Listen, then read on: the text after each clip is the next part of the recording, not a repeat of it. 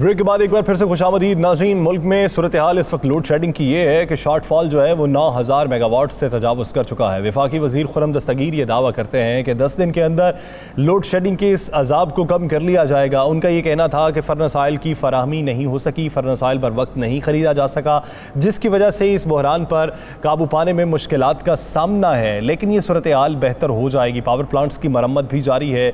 मजमूई तौर पर इस वक्त 9000 मेगावाट कमी का सामना करना पड़ रहा है, जिसकी वजह से बड़े शहरों के अंदर भी दिन भर अगर देखा जाए तो 10 से 12 घंटे की लोड शेडिंग इस वक्त हो रही है। राना साहब की तरफ बढ़ेंगे। राना साहब, इल्ज़ाम ये लगाया जा रहा है कि पिछली हुकूमत ने बर वक्त ख़रीदारी नहीं की, ईंधन की अगर ख़रीदारी कर लेते तो हम बहरान पे काबू पा सकते थे। अब एतराज़ात दो तरफ से हैं। एक बात ये है कि वो कुछ जो पाकिस्तान तहरीक इंसाफ के हामी हैं वो ये कहते हैं कि 2 हफ्तों में ऐसा क्या हो गया कि इस कदर शिद्दत आ गई लोड शेडिंग में, और जो मौजूदा हुकूमत के हामी हैं वो ये कहते हैं कि 2 हफ्तों में ये कौन सा मार्का सर कर लेते कि ये सूरत हाल पे काबू पाया जा सकता था। आप किस मौक़िफ़ को सही समझते हैं और किस तरीके से?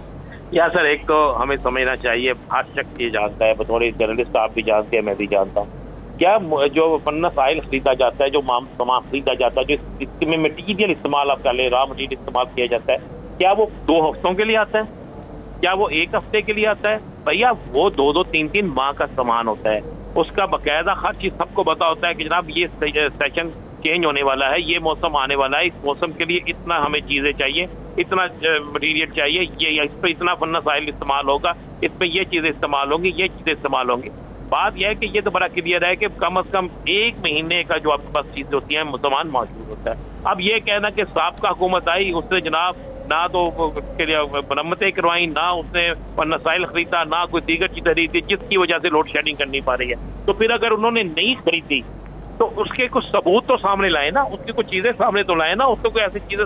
देखिए, ये मेरे पास जो इन्फॉर्मेशन है, ऐसा कोई मामला नहीं है।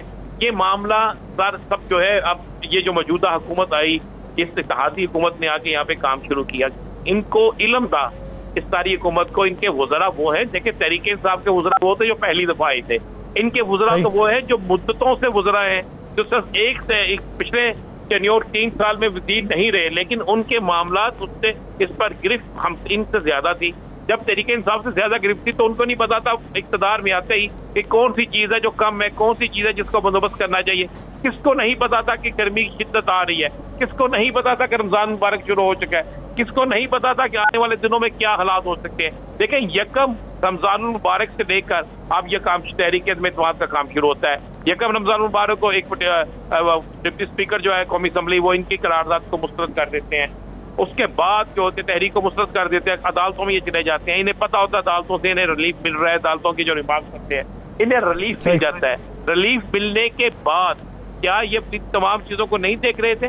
देखें, एक बात ध्यान में रखिएगा, कल की खबर ये थी, आपने कल और परसों 2 दिन में यह होगा, उसके वज़ीर आज़म साहब जो है शिवाजी साहब, उन्होंने कहा 1 मई से किसी सूरत में भी लोड शेडिंग नहीं होनी चाहिए। तो फिर ये मुझे एक बात है, अगर 1 मई को लोड शेडिंग नहीं होगी, सारा सामान मुकम्मल हो जाएगा, तमाम मरम्मत मुकम्मल हो जाएगी, फर्नेस ऑयल आ जाएगा, अगर ये सारी चीजें 2 से 3 दिन में या 4 दिन में आ सकती हैं, तो जिस दिन से ये इक़्तिदार में आए थे इनको नहीं पता था ये चीजें करना जरूरी थी। ये सब जो है एक दूसरे पे इल्जाम लगाते हैं, वो हुकूमत आएगी इस पे इल्जाम लगाएगी, ये आएंगे उस पे इल्जाम लगाएंगे, ये इसी तरह चलता है। देखें, बड़ी क्लियर सी बात है, लोड शेडिंग पे अभी काबू नहीं पाया जाता। लोड शेडिंग मेरी इत्तला के मुताबिक अभी कम से कम 1 माह जो है ये लोड शेडिंग का सिलसिला कम जरूर हो सकता है, लेकिन ये लोड शेडिंग, यानी आपको ये लगता है कि 1 महीना अभी इस लोड शेडिंग पे काबू नहीं पाया जा सकता और इसमें कुछ ना कुछ जिम्मेदारी मौजूदा हुकूमत की जरूर बनती है, ये बार उनके कंधों पे जरूर आता है। राव साहब, आप क्या समझते हैं, क्या इस मौजूदा लोड शेडिंग का तमाम तर जो जिम्मा है वो मौजूदा हुकूमत पे भी है या फिर गुज़श्ता हुकूमत पे है? लेकिन अवाम इस वक्त जिस अजियत से 2-4 हो रहे हैं, अवाम अगर किसी दर पे जाए तो वो कौन सा दर? देखिए यासिर, एक अगर आप 2013 के इलेक्शन से पहले साल 2 साल का मंजर याद करें तो मियाँ शहबाज शरीफ साहब CM पंजाब थे और यादगार पाकिस्तान में वहाँ पंखे लेके बैठे हुए थे लोड शेडिंग के ख़िलाफ़। और सारा 2013 की बुनियादी तौर पे जो कैंपेन थी वो पाकिस्तान को रोशन करने की थी और अंधेरों को ख़त्म करने की थी। और इस लोड शेडिंग के ख़त्म करने के नारे पे खालिसतन 80% इलेक्शन जो इन्होंने विन किया वो इस बुनियाद पे किया था कि हमने लोड शेडिंग ख़त्म कर दी। जो पंजाब की सूरत हाल है, हाई कोर्ट कहती है कि किस में ज़रूरत है कि वो हाई कोर्ट का हुक्म ना माने।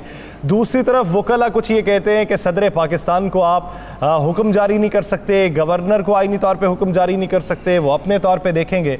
तो ये जो सूरत हाल पंजाब की है, ये किस नहज तक जाती है आपको दिखाई देती है?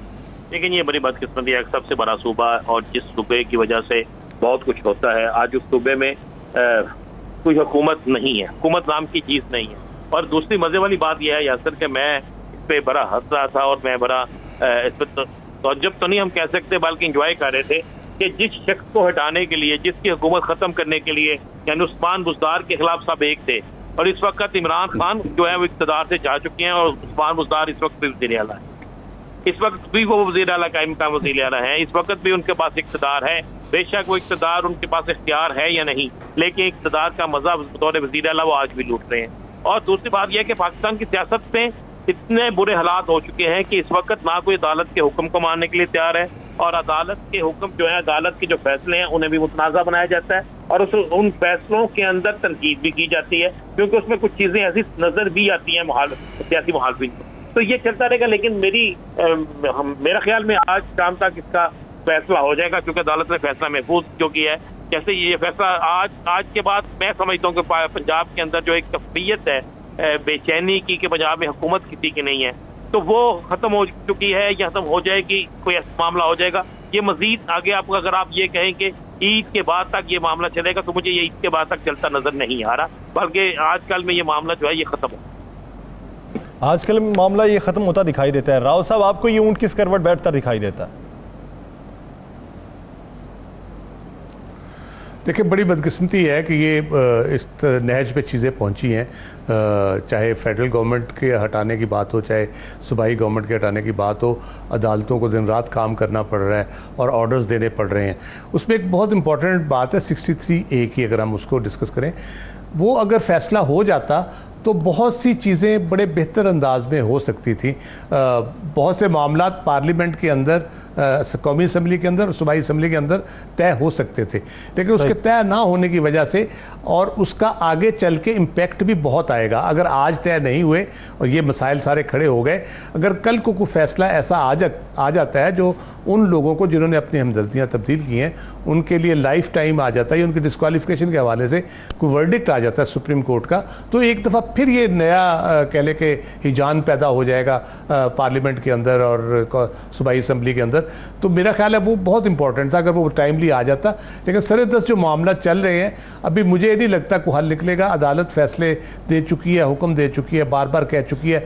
आज जहाँ तक होगा फैसला उनका आना है, मे बी उनको नॉमिनेट कर दें कि ये शख्स हल्फ लेगा शहबाज शरीफ से, हमजा शहबाज से, तो मे बी इस किस्म का कोई एक्ट हो। वो कहाँ पर होगा हल्फ, उसको कौन मानेगा, पंजाब के अंदर किस तरह की सूरत हाल होगी। अमलन तो हुक्म जो है वो शरीफ फैमिली का ही चल रहा है पंजाब के अंदर।